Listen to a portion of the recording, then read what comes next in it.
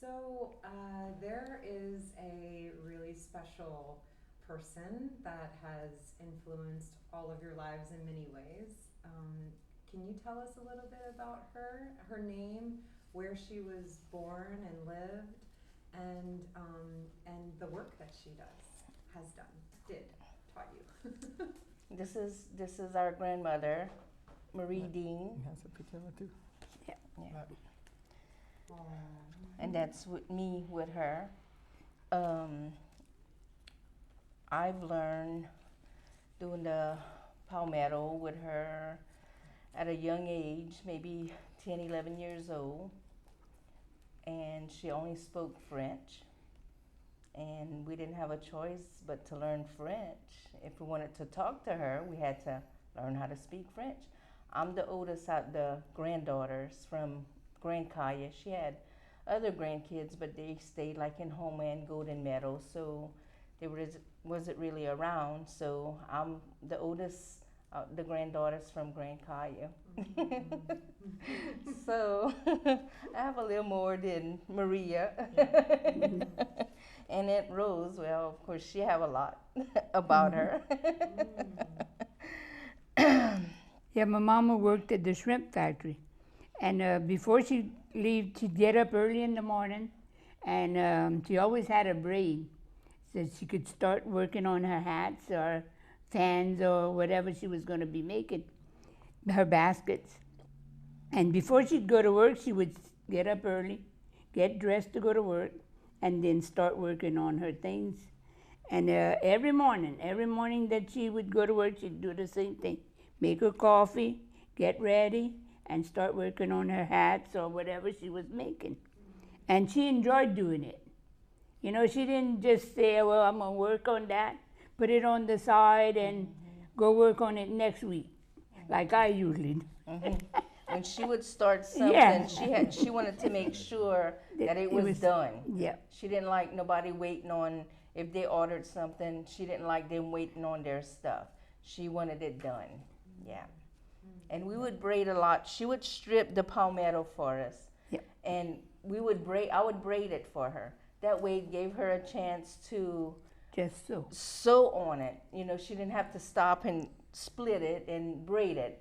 Her braid was already ready for her. So it made it easier for her and a lot quicker. Do y'all know how she got started and how it was passed down? Her mama made the hats, and that's how she learned how to do it, with just making the hat. Because she had brothers and sisters, but she was the only one that caught on to it, to making the hats. Yeah. Wow. And did she? She was just doing it for herself and for Yep. the community. Yeah. And can you share with us a memory from what she would share with you about when she was growing up and what it was like? She was from Dulac or from Grand Caillou? She was from Dulac, From Dulac. Lower Dulac. Yeah, can you share a little bit about what maybe she shared with you about what Lower Dulac was when she was a young person? Well, she would go crabbing, and they would work on what kind of nets it was. The cast nets. The cast nets. The cast nets. They would work on that because they were such a big family. So she'd say, well, this one would work till 12 o'clock. Then they'd get up, and the other one would work on. And they sold it, the nets that they made. Her daddy would sell it. And that's how they made their living. And her daddy always had a big garden. Because they had a lot of them. They had nine siblings. So. Wow. And Lower Dulac, what is it like today? Oh, it's all eaten up where they lived at. It's way, it's all eroded and all. So. And do y'all know when she was born and when she when she transitioned? September 19th, 1916. Yep. 1916, yeah. Wow. Yeah. Wow. And She- she passed, what? And she was 94. She had just turned 94. Yeah, Yep. we made her a birthday party, being she was turning 94. We made her a birthday party at the Dulac Community Center, and 4 days later she passed. Wow. Yeah. Wow. Yeah. Hers all the time for that. So, Yeah, my grandmother always had a thing. If you wanted to try something new, she'd always tell you, "Oh yeah, you starting something new." Cause I had asked her one time. We was sitting at jazz, and I'm thinking to myself, "Man, I wonder if we can weave. You know, we weave palmetto, but I wonder if there's other things we can weave." And so I asked her one day, "Mama, you think we can weave ribbon?"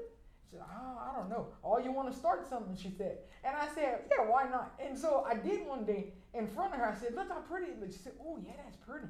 And so she said, "You see," she said, "you started something." And then when he wanted to try his hat, I told him that. I said, "You know what?" I said, "Mom's passed, but pray to her and she'll tell you how you make it."